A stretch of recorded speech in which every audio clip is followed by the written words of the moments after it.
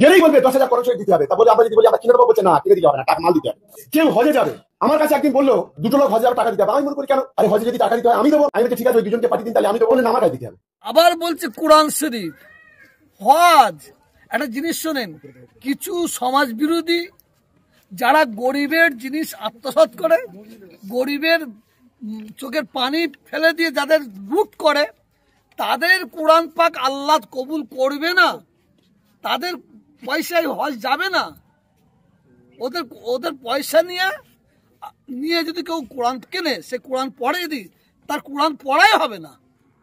যদি ওদের পয়সা নিয়ে যদি হজে যায়, ও হজে যাওয়া হবে না। আমরা মানুষের প্রতি জুলুম করে, অত্যাচার করে, ঘর ভেঙে, বুলডিগার চাইলে অর্থ উপার্জন করি না, অর্থ উপার্জন করি না।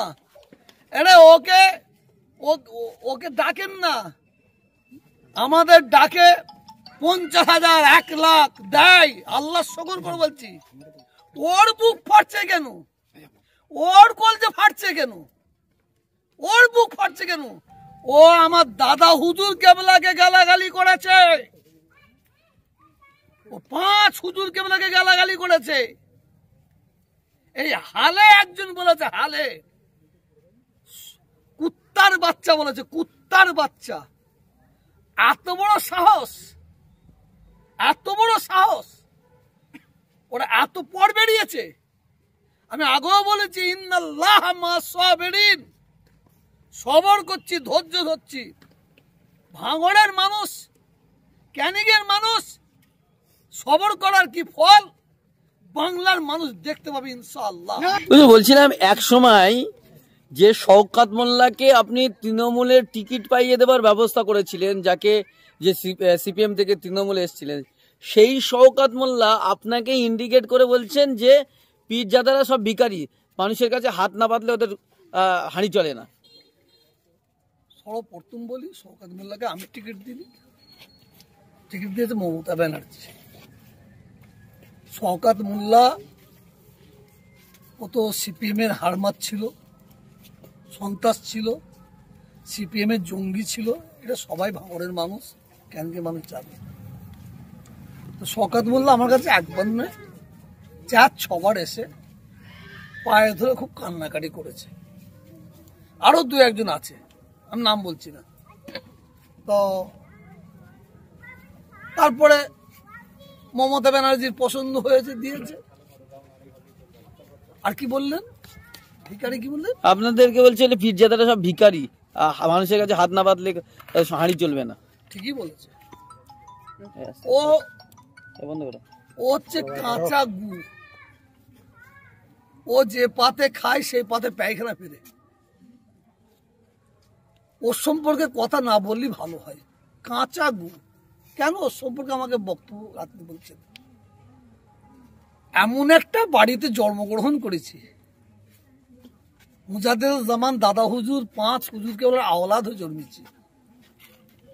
আল্লাহ শুকর করে বলছি, আল্লাহ শুকর। আমরা বসে থাকলে আমার দাদা হুজুরগুলা দোয়াই, 5 হুজুরগুলা দোয়াই। মানুষ আমাদের সঙ্গে যখন দেখা করতে আসে, পায়ের জুতোটা পরেও আসে না, মুসাফা করে না, জুতোটা খুলে আসে। আর দাদা হুজুর পীর আমাদের দোয়া করে গেছে আমাদের। যে বলছে ভিখারি, ওকে ওর বাপ দাদাকে 14 পুরুষকে একটা জায়গায় বসে থাকতে বলুন, বসে থাকতে বলুন। আমার মনে হয় মানুষ হাতে পিচ্ছাপও করে দেবে না, আমার মনে হয় মানুষ হাতে পিচ্ছাপও করবে না।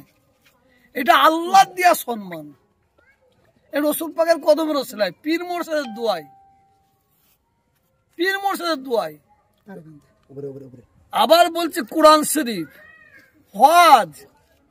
একটা জিনিস শোনেন, কিছু সমাজ বিরোধী যারা গরিবের জিনিস আত্মসাৎ করে, গরিবের চোখের পানি ফেলে দিয়ে যাদের লুট করে, তাদের কোরআন পাক আল্লাহ কবুল করবে না, তাদের পয়সায় হজ যাবে না। ওদের পয়সা নিয়ে যদি কেউ কোরআন কেনে, সে কোরআন পড়ে, যদি তার কোরআন পড়াই হবে না। যদি ওদের পয়সা নিয়ে যদি হজে যায়, ও হজে যাওয়া হবে না। এটা আল্লাহর মার একটা জিনিস শোনেন, বাংলা নয়, সারা ভারতবর্ষের যত মাদ্রাসা আছে, যত মসজিদ আছে, যত এতিমখানা আছে, যত মিশন আছে, আমরা আলেম ওলামা হাফেজ মুফতি আমরা সবার কাছে ভিক্ষা চাই, আমরা সবার কাছে হাত পাতি। আমরা হাত পেতে আমরা ইসলামের খেদমত করি, দ্বীনের খেদমত করি, কিন্তু আল্লাহ তাআলা ওই ব্যক্তির দানকে আল্লাহ নিয়াবে না যে ব্যক্তি মানুষের রক্ত চষে, মানুষের প্রতি অত্যাচার করে পয়সা লোটে। তার পয়সা কোনোদিনই মাদ্রাসা মসজিদ কোরআনে যাবে না, এটা আমি বলতে পারি, তবে আমি আপনাদের বলছি, আমি এই বিষয়ে মুখ খুলতাম না, বারে বার বলছি আমি মুখ খুলতাম না। ও আমার দাদা হুজুর কেবলাকে গালাগালি করেছে, ও 5 হুজুর কেবলাকে গালাগালি করেছে। এই হালে একজন বলেছে, হালে কুত্তার বাচ্চা বলেছে, কুত্তার বাচ্চা। এত বড় সাহস, ওরা এত পর বেরিয়েছে। আমি আগেও বলেছি, ইন্নাল্লাহ মা'আস সাবিরিন, সবর করছি, ধৈর্য ধরছি। ভাঙড়ের মানুষ, ক্যানিংয়ের মানুষ, সবর করার কি ফল বাংলার মানুষ দেখতে পাবে ইনশাআল্লাহ।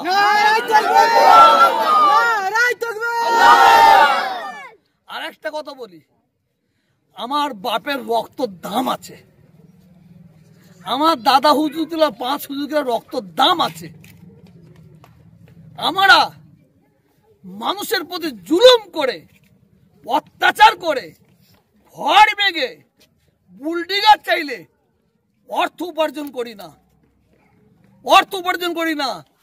এটা ওকে ডাকেন না, আমাদের ডাকে 50,000 1 লাখ দেয়। আল্লাহ শকর করে বলছি, ওর বুক ফাটছে কেন, ওর কলজে ফাটছে কেন, ওর বুক ফাটছে কেন? ও আবার বলছে শাহজাহানের মতন বাড়ি করেছে। হ্যাঁ, এ বাড়ি ও জানে, মূর্খরা জানে এ বাড়ি এতিমদের, অসহায়দের বাড়ি, জানে এটা মানুষের দানে। আমার এখানে মানুষ হাত খুলে দান করে, দাতা দান করে, আর বকিলের পিছে ফাটে। এই কিছুদিন আগে আমার এখানে একটা 40 লক্ষ টাকা দিয়ে একটা জায়গা কিনে দিয়ে গেল একজন। তা প্রায় 1 বছর আগে 20 লাখ টাকা দিয়ে আরেকজন একটা জমি কিনে দিয়ে গেল। ও আমি এটা বলছি কেন, কলজে ফাটার জন্য, ওর বুকটা ফাটার জন্য বলছি, ওর বুক ফাটার জন্য বলছি। শোনেন, আমি উনার বক্তব্য শুনে বলছি, সামনে ইলেকশনে অনেক মায়ের কোল ক্যানিং খালি হবে, ভাঙড়ে অনেক মায়ের কোল খালি হবে। তার সিগন্যাল দিয়ে দিয়েছে, বলেছে না 5 জনের জীবন যাবে। তার মানে এখন থেকে তৈরি হয়ে আছে, অনেক বোনকে বিধবা করবে, অনেক বাচ্চাকে অনাথ করবে, অনেক মা বাপকে ছেলেহারা করবে। তার তো পুরো আমি বলিনি, ওর কথা অনুযায়ী 2-5টা যাই যাবে। তার মানে কি মমতা ব্যানার্জিকে বারে বার বলছি, মমতা ব্যানার্জি খুনের রাজনীতি পছন্দ করে না, আমি মমতা ব্যানার্জিকে চিনি, আর মমতা ব্যানার্জি আমাকে চেনে। খুনের রাজনীতি উনি পছন্দ করে না। বাংলায় কয়েকজন 8-10 জন এমএলএ আছে, এরা ত্রাস, এরা গুন্ডামো করে, খুন করে, মার্ডার করে, তুলাবাজি করে, গরিবদের প্রতি অত্যাচার করে এরা ক্ষমতা ধরে রেখেছে। ওই ব্যক্তিগুলোকে মমতা ব্যানার্জিকে চেঞ্জ করতেই হবে।